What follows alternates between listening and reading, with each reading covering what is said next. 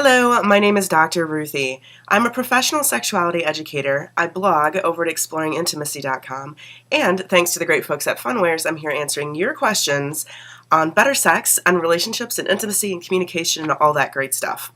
So, thank you to Funwares for making this possible, and I have a really big but really good question that came in from Anne today. Anne says, "Dear Dr. Ruthie, my girlfriend says she wants to open our relationship. What does that mean? What is an open relationship? Sincerely, Anne." Anne, thank you so much for your question. Short but sweet, and yet necessitating perhaps a much larger answer than I could ever give you on YouTube. But what I am going to do is give it my best shot to get you started and get you going in the right direction so that you have a better idea of how to proceed. So the first part of your question was, what does that mean? And I got to tell you, you're going to have to ask your girlfriend that, not me. But let's talk about how to do that. Your second half of your question was, what is an open relationship? That's going to be an easier place to start, but we'll also talk about how to have this communication with your girlfriend. So the first thing that we want to find out is, what exactly is she talking about by an open relationship? And I have an idea of what that means, and you may have a guess of what that means, but her idea may be completely different from what the two of us are thinking of. So my first thought is to find out whether this is a fantasy proposition that she's making or whether this is something that she's interested in pursuing in reality. Lots of people have sexy fantasies of things they want to do and try, and it's a lot hotter when we say those things as though they're actually happening, for some fantasies anyway.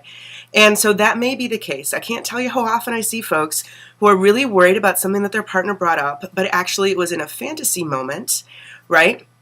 So, for instance, if you are, having wonderful sex with your partner and you say, gosh, I really want to get it on with the entire fire department, that doesn't necessarily mean that you want your partner to pick up the phone and try to arrange the situation with the fire department.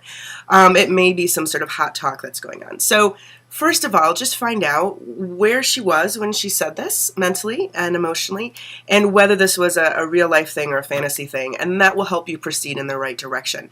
Both are wonderful to talk about and great opportunities for communication. Just helps to be on the same wavelength. The next thing you might want to talk about, whether it's fantasy or reality, is what kind of openness. There are lots of different kinds of open relationships, more than I could probably tell you about if I sat and listed for half an hour straight. An open relationship, a real life open relationship, and of course you can fantasize about any of these things too, could involve situations of casual sex where you bring in another person to the couple and you never have sex without your primary, your girlfriend there at the same time.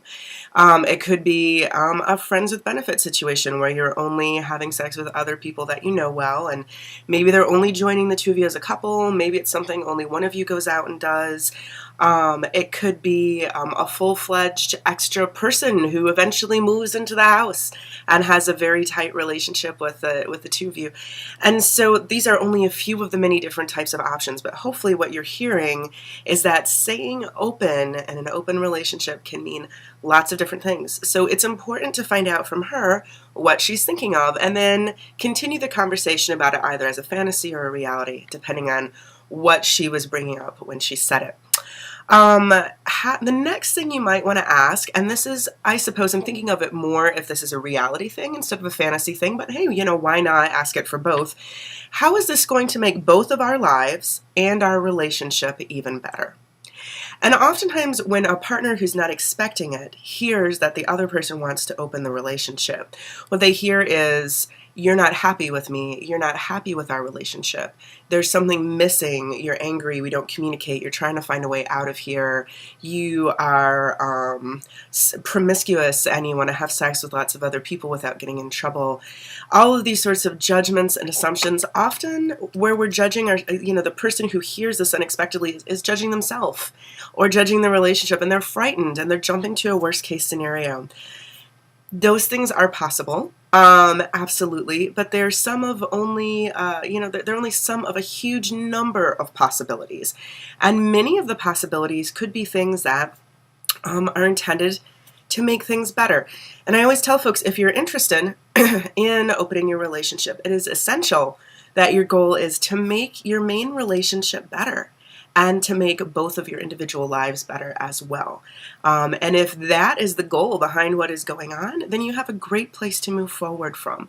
You know, I love to see you pleased and pleasured, and I think that you're just beautiful and glow, you know, when you're sexually pleasured. And I'd love to be able to just watch and witness that with people that you are incredibly attracted to.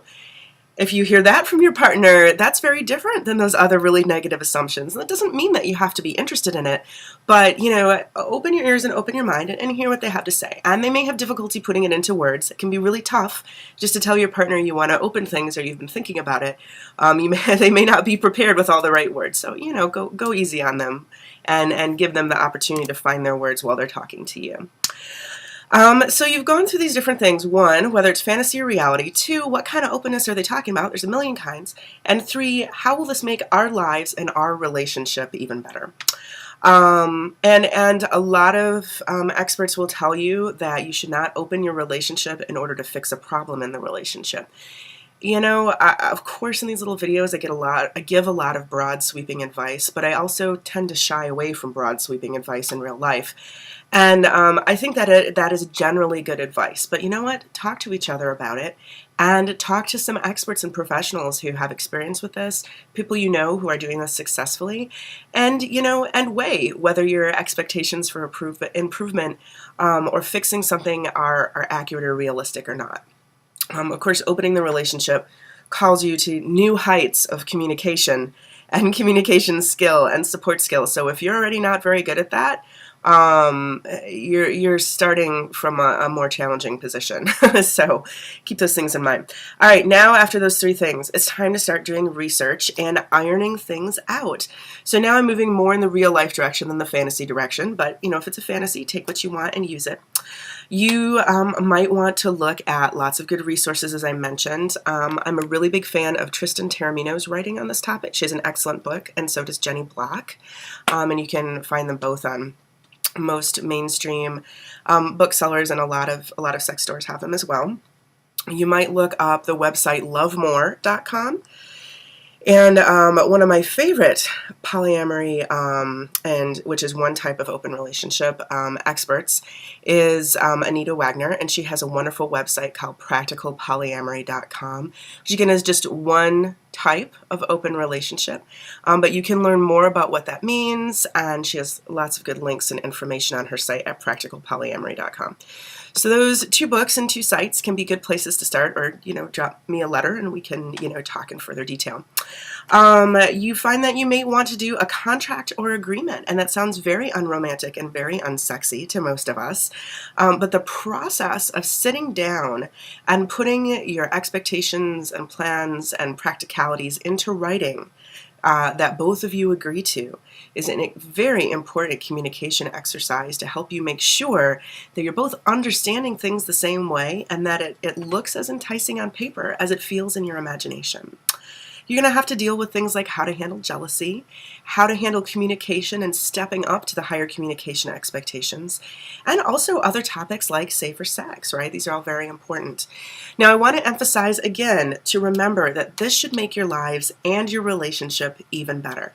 So keep that as your background thought as you're going through this process and as you're doing lots of research. There's no reason to be scared when your partner says this, and going through this research in no way obligates you to open the relationship.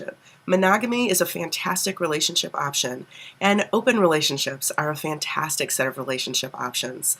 And there's lots of things kind of in the middle too, believe it or not, because everyone defines those words differently. So no pressure on you. There's no superior type of relationship for people overall. It's where you want to be and what you want to do, and how the two of you want to move forward to make sure that you're happy and power seems balanced in the right way and pleasure seems balanced in the right way, and that it's a good solid situation for you and your relationship. I'm Dr. Ruthie. I hope this helps you to move forward with a good conversation with your partner about open relationships and how you want to proceed with that conversation. And I will see you at the next video, and thanks again to Funwares.